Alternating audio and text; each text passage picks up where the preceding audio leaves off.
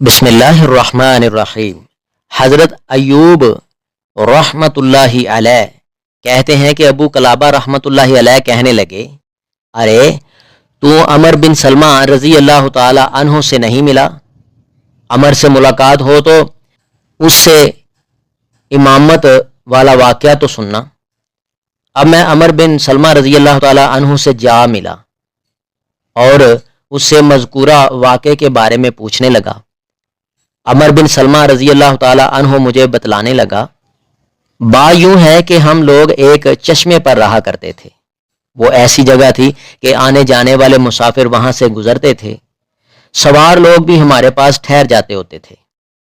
हमारे लोग उन मुसाफिरों से पूछते कि ये शख्स जो मोहम्मद सल्लल्लाहु अलैहि वसल्लम है क्या कहता है और लोग इनके बारे में क्या राय रखते हैं।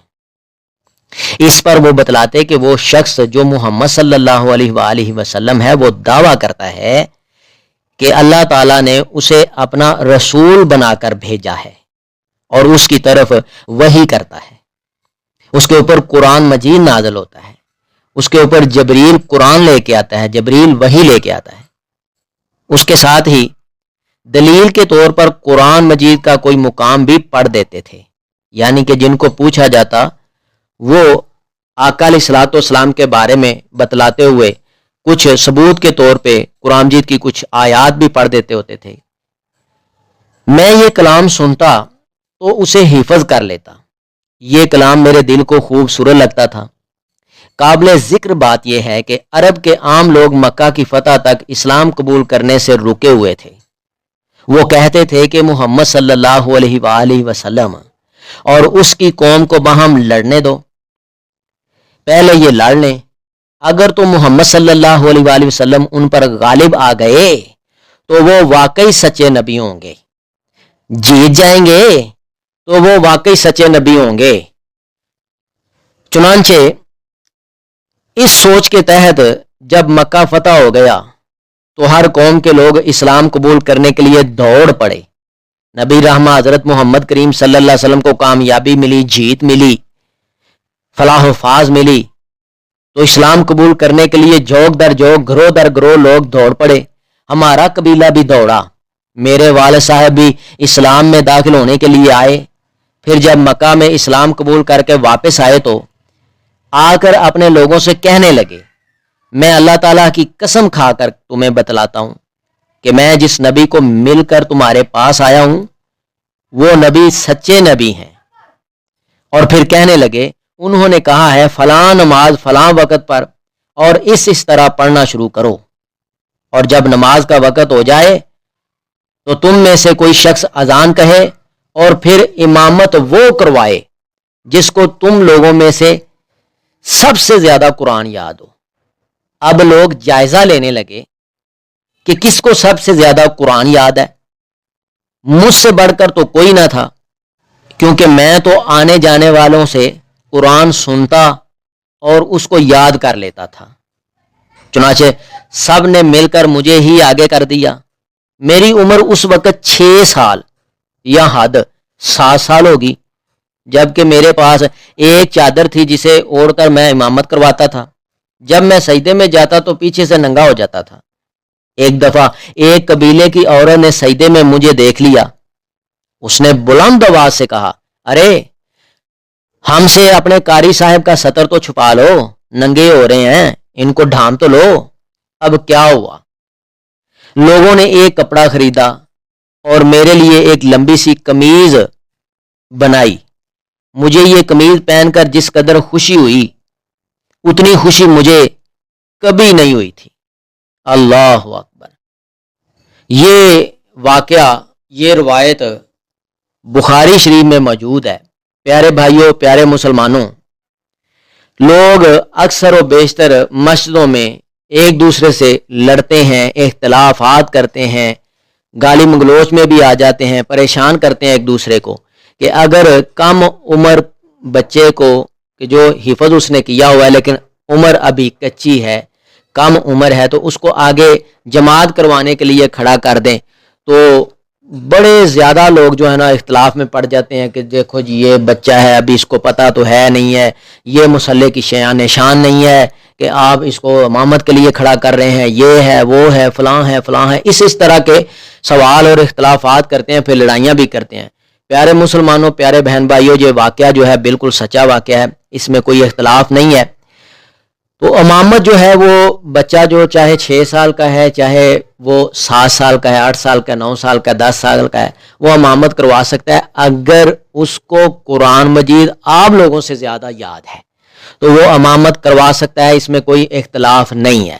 اب ایک بات اور سمجھانے کی خاطر میں یہاں آپ کو نوٹ کروا دیتا ہوں کہ حضرت معاذ بن جبل رضی اللہ تعالی عنہ کی ڈیوٹی لگائی کہ فلاں جگہ پہ اپنی قوم کو، یعنی کہ معاذ بن جبل کو انہی کی قوم کے لیے امام بنا کے بھیجا، ڈیوٹی لگائی آپ صلی اللہ علیہ وسلم نے کہ آپ لوگ ان کو جا کے نا عشاء کی نماز پڑھاؤ، ٹھیک ہے۔ یہاں میں ایک دلیل کے طور پہ بات سمجھانے کی خاطر ایک بات نوٹ کرواتا ہوں۔ حضرت معاذ بن جبل رضی اللہ تعالی عنہ کی ڈیوٹی ان کی قوم کی طرف لگائی آقا علیہ الصلوۃ والسلام نے کہ ان کو جا کے عشاء کی نماز آپ نے پڑھانی ہے۔ تو حضرت معاذ بن جبل رضی اللہ تعالی عشاء کی نماز نبی الرحمہ حضرت محمد کریم صلی اللہ علیہ وآلہ وسلم کے پیچھے عشاء کی فرضی نماز پڑھ کے، یعنی عشاء کی نماز آپ صلی اللہ علیہ وسلم کے پیچھے پڑھ کے جاتے تھے، وہاں جا کے پھر لوگوں کو نماز عشاء پڑھاتے۔ کیا معنی بنا کہ وہ وہاں جا کے 4 رکعت جو ہے وہ نماز پڑھاتے تھے، نفلی نماز خود پڑھتے، یعنی یہ ان کے جو 4 رکعتیں تھیں ان کے یہ نفل ہو جاتے، کیونکہ فرضی تو آقا علیہ السلام کے پیچھے پڑھ کے وہ جاتے تھے، اور یہ بھی حدیث بخاری شریف میں موجود ہے، ٹھیک ہے۔ تو پیچھے لوگ جو ہے نا وہ فرضی پڑھ لیتے تھے، یعنی کہ معنی یہ بنا کہ نفل اگر ایک بندہ پڑھا رہا ہو تو اس کے پیچھے فرضی ہو جاتی ہے۔ تو جو چھوٹی عمر کا بچہ ہے، ٹھیک ہے کہ نہیں، چھوٹی عمر کا بچہ ہے 6 سال کا، ابھی اس کے اوپر نماز فرض نہیں ہوئی، اگر وہ نماز پڑھے صحیح طریقے سے تو اس کی یہ نفلی ہوئی نا، ثواب تو ملے گا نا اس کو، اس کے والدین کو۔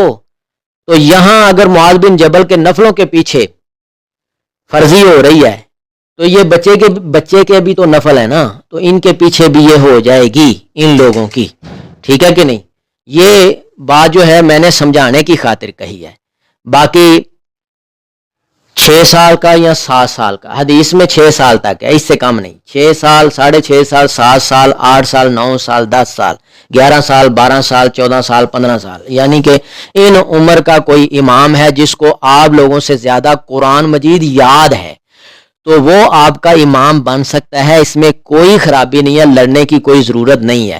یہاں نقطہ تو رکھ دیا نا اسلام نے کہ اس کو آپ لوگوں سے زیادہ قرآن مجید کا پتہ ہو، آپ لوگوں سے زیادہ اس کو قرآن مجید یاد ہو۔ تو پیارے بھائیوں، قرآن مجید کی تاثیر ہے کہ جو لوگ جس عمر میں بھی قرآن مجید کو پڑھتے ہیں، یاد کرتے ہیں، یعنی کہ اب ایک بچہ بالکل چھوٹا ہے، 2 3 4 سال کا، 5 سال کا، ابھی تو وہ توتلا ہوتا ہے، اس کو کیا مطلب کہ الفاظ ہی نہیں سیدھے ہوتے۔ ابھی جو 7 سال کا بچہ ہو جاتا ہے، 8 سال کا ہو جاتا ہے، ٹھیک ہے کہ نہیں، اس کے الفاظ بھی درست ہو جاتے ہیں، پھر ان کو کئی رشتوں کا پتہ بھی لگ جاتا ہے، پھر تھوڑا بہت بیٹھنے اٹھنے کا بھی پتہ لگ جاتا ہے، مسجد میں جا کے جو وہ بیٹھنا اٹھنا سیکھتا ہے نا اس کا بھی پتہ لگ جاتا ہے۔ آپ لوگوں سے زیادہ اس کو قرآن مجید یاد ہو تو کم عمر کے بچے کو بھی آپ امامت کے لیے آگے کھڑا کر سکتے ہو، اگر کوئی نماز پڑھانے والا نہ ہو تو۔ اگر نماز پڑھانے والا موجود ہے، قاری صاحب موجود ہیں، کوئی اور ہے جن کو زیادہ قرآن مجید یاد ہے، جن کو زیادہ قرآن مجید کے لبے لباب کا پتہ ہے، وہ ہنسی خوشی چھوٹی عمر کے بچے کو آگے کھڑا نہیں کر سکتا، ٹھیک ہے کہ نہیں، وہ امامت خود کروائے۔ اگر ایک بچہ پکی عمر کا ہو چکا ہے اور پیچھے بوڑھے موجود ہیں تو اس میں کوئی مسئلہ نہیں ہے، وہ امامت کروائے، اس کو آپ آگے کھڑا کر بھی سکتے ہو۔ یہ تو کم سن عمر کے بارے میں کہہ رہا ہوں کہ اگر آپ لوگوں میں سے کسی کو قرآن مجید زیادہ یاد نہیں ہے تو آپ 7 8 سال کے بچے کو جس کو قرآن مجید آپ سے زیادہ یاد ہے اس کو آگے کھڑا کر کے آپ اپنی فرضی نماز پڑھ سکتے ہیں، ٹھیک ہے کہ نہیں۔ اگر کوئی سیاںا بندہ جس کو قرآن مجید بہت زیادہ یاد ہے تو وہ کسی چھوٹے بچے کو آگے کھڑا نہیں کر سکتا، کیونکہ جب سیاںا بندہ موجود ہے تو پھر دوسرا کم سن عمر جو بچہ ہے وہ آگے امامت کے لیے مناسب نہیں ہے، ٹھیک ہے کہ نہیں۔ مناسب تب ہے جب پیچھے قرآن مجید کسی کو اتنا نہیں پتہ، یاد نہیں ہے، تو کم سن عمر بچہ ہے تو اس کو قرآن مجید آپ لوگوں سے زیادہ ہے، مقتدیوں سے زیادہ یاد ہے، تو پھر اس کو امامت کے لیے آگے آپ کھڑا کر سکتے ہیں، اس میں کوئی خرابی نہیں ہے۔ اللہ تعالیٰ بات کو سمجھ کے اس کے اوپر عمل کرنے اور کروانے کی توفیق عطا فرمائے۔ اگر آپ کو اس ویڈیو سے دینی فائدہ ہوا ہے تو حق بنتا ہے کہ آپ اس اسلامی چینل کو لازمی سبسکرائب کر دیں، لائک کریں اور کمنٹ میں اپنے خیال کا اظہار کرنا مت بھولیں۔